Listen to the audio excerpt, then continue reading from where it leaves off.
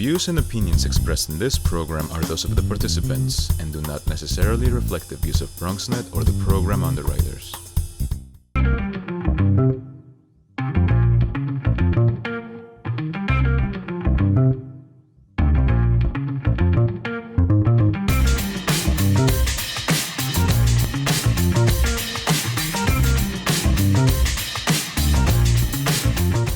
Good evening. Welcome to the Bronx Buzz. This is BronxNet's program. Goodness gracious, I hope you know all about it by now. We've been here for years. We talk about or talk with editors and writers and photographers and filmmakers and journalists. And one of the nice features, we say anybody who puts something out in the Bronx, we will deal with and talk about and talk to. And in our second segment, we're going to do an art gallery exhibit that is one of a kind, and of course it's the Bronx, and you'll enjoy that. But to get started, we're going to talk to an opinion writer, an op-ed piece writer who wrote an excellent piece for a Gotham Gazette. So let's say good evening to Karl Palmquist. Nice to have you with us, Karl. Hi, Gary. Thanks so much for having me. I'm going to give the credits. Karl is the vice chair of the local group of the Sierra Club and is co-founder of Project Defeat Denial, which is what we're going to talk about today. Maybe we ought to start right there. Who is Project Defeat Denial? And this was an op-ed piece you wrote in Gotham Gazette. Go ahead. Yes, so thanks for asking about that. Project Defeat Denial is something that I co-founded very recently, sort of inspired by a lot of this work that I've been doing both with the Sierra Club, as well as some of the research I've been doing about plastic pollution. And it really was inspired by the idea that these things that we consume, plastics, other items, Right. They don't go anywhere. So we really need to, at the consumer level, be aware of that, be aware of sort of what we're using, and we need to be able to access better, more sustainable, sort of eco-friendly items. The notion of access, we were just talking about it before the show. I should have had here's an example, just sitting here right on my table. What do you do with this when it's done? This is just a common Sharpie. They sell, we could look up how many they sell a year. I guess by now they're all the ones that we've used are in the bottom of the ocean somewhere or in a landfill somewhere, right? These things live for 40,000 years, right? That's what the issue is. Exactly. So it's really complicated because for the last however many years, we've been sort of living in this society where we're given these choices on what to buy, and they're not really choices if you want to look at it from the environmental perspective. And listen, there's no question about it. I want to just mention, okay, so the article that you did was for Gotham Gazette, the dangerous persistence of plastic and what New York City needs to do about it.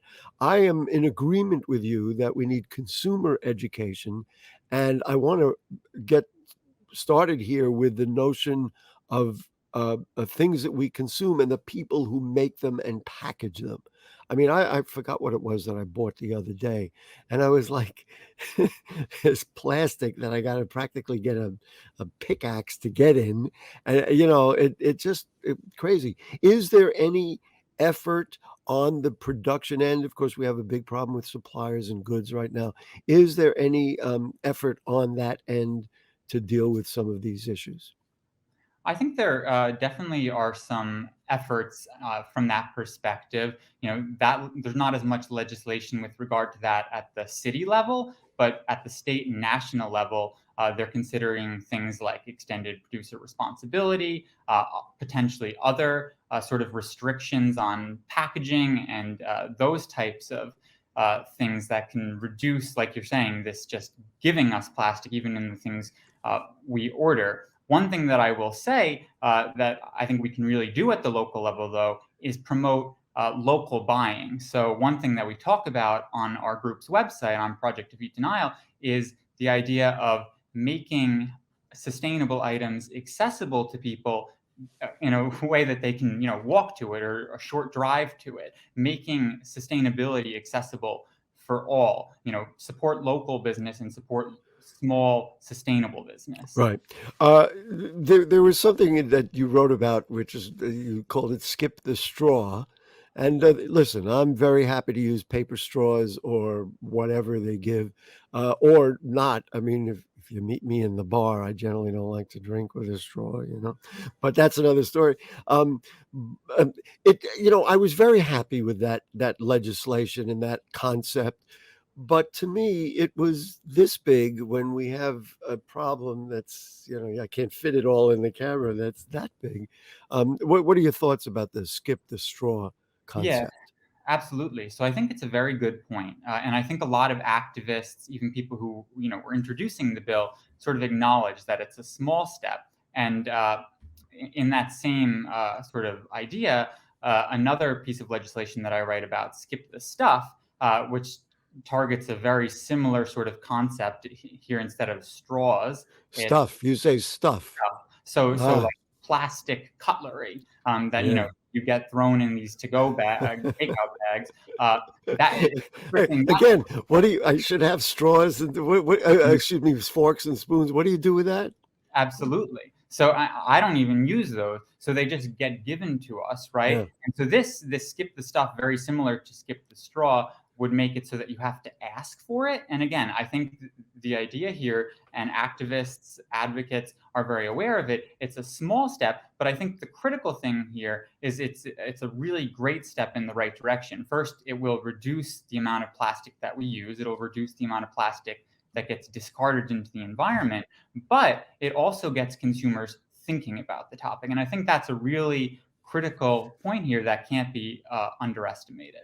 I have to say I agree with you 40 million percent about educating the public. Because I even see in the trash in my own building. I mean, I see things. I say, "Wow, that could be recycled," and I think what needs to this is Gary's op-ed piece. What needs to be done is communicated to everybody that everybody needs to participate in it. When we talk about all the green and sustainable initiatives, it sounds to the general public like it's somebody else's job to do.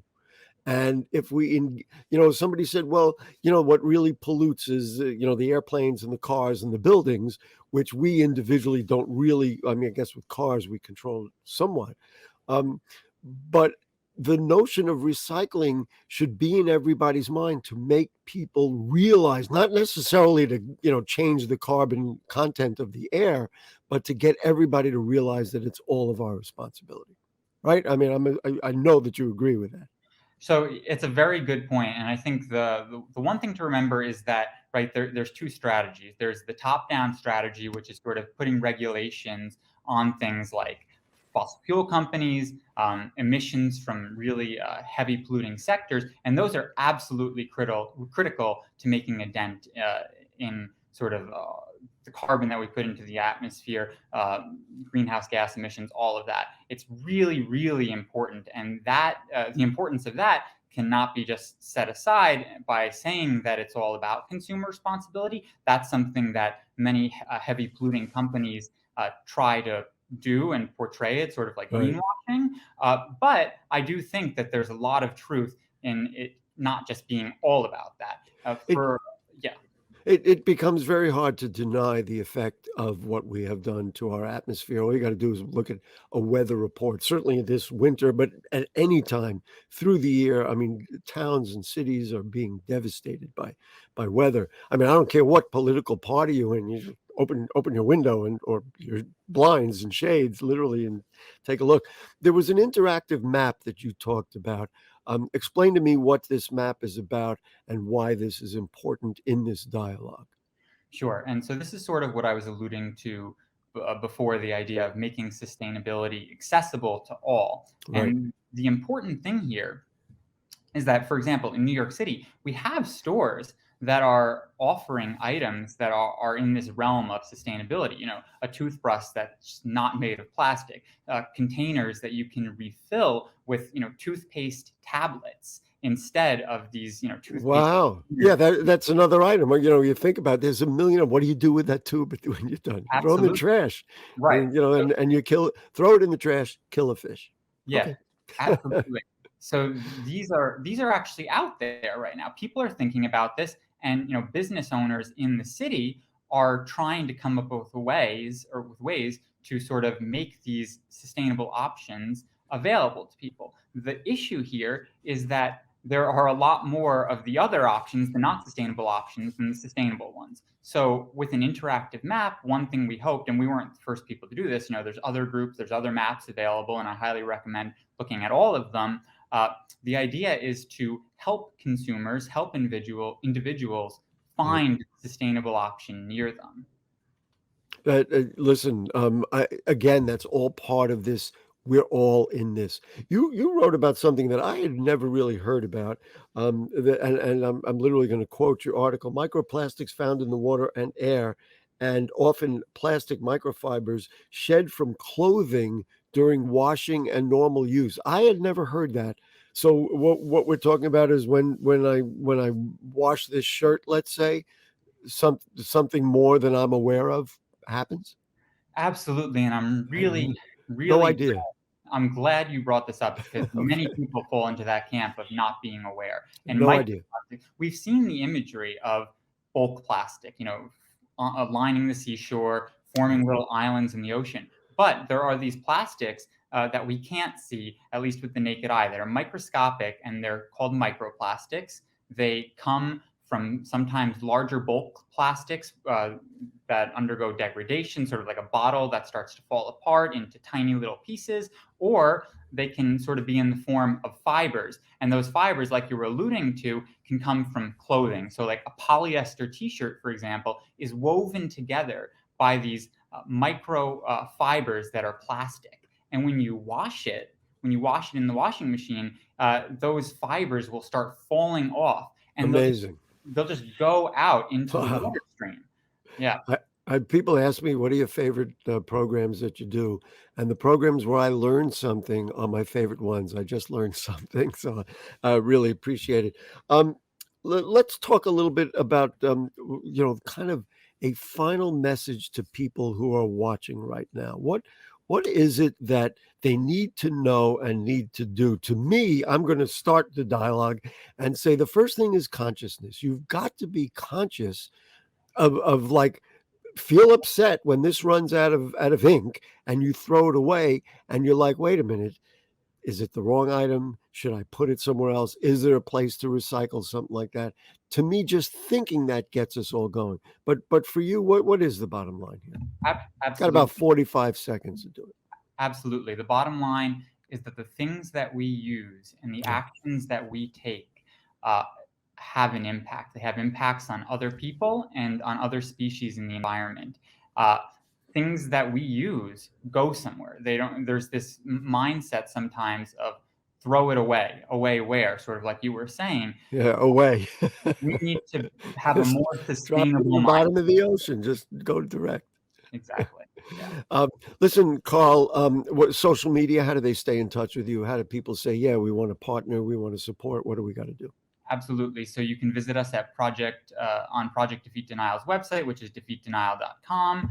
I can also be accessed through the local Sierra Club, the NYC Sierra Club.com, Right. and on Twitter as well. Listen, you can see, you can talk to them, you can get to them. Let's all work together and make a better world. Isn't that what we try to do every day? That's what we're trying to do. So thank you so much, Karl Palmquist. I just want to get it right. He's the co-founder of Project Defeat Denial and the vice chair of the Sierra Club. Karl, thanks so much for being with us in the Bronx Buzz. We're going to take a quick break. Then we'll come back and we're going to talk about the Bronx River Art Center, BRAC.